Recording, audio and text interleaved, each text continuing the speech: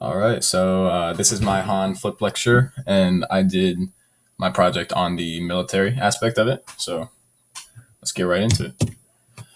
All right, so after the Shin Dynasty was overthrown, there was a lot of like random battles and fighting to try and figure out who would be the next emperor, like who would have the next dynasty.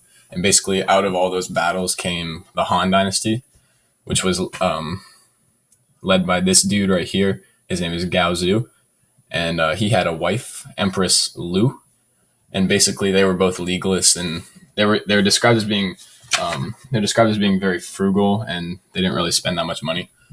And so basically, they were trying to conquer some land a few years later, and they confronted this incursion of these these Xiongnu people, and basically they had to get home, but these people wouldn't let them get home, so they had to like kind of strike a deal with them. And basically, for the next few years, Gaozu and the Hans were forced to give these guys gifts and stuff like that, just for in exchange for like letting them get back to their back home safely.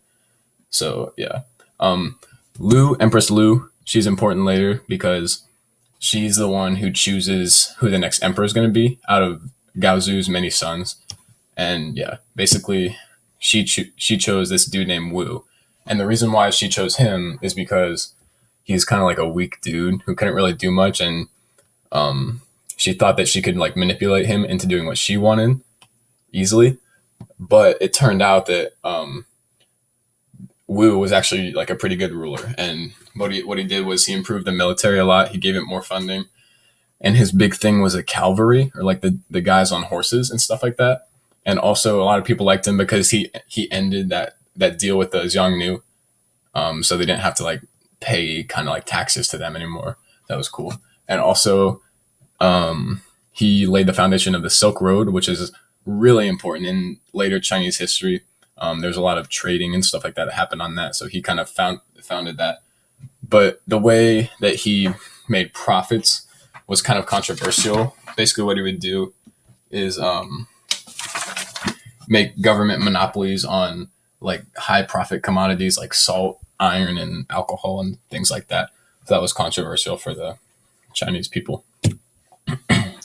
So basically, the Han Dynasty was divided into the East and West at some point, and there weren't that many differences between them, at least in the packet, except for there was a lot of military differences. In the West military, they required at least 2 years of service, like for every able-bodied male.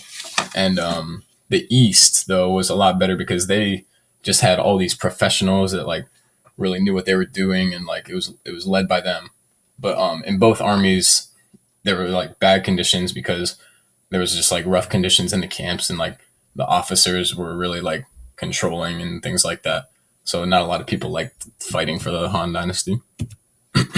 Eventually, the Han Dynasty fell, and this was due to the the monarchs not being able to make a lot of decisions for themselves, and like the emperors and stuff like that, because like I said, they were chosen by the empresses, and really they just wanted to be able to rule through them.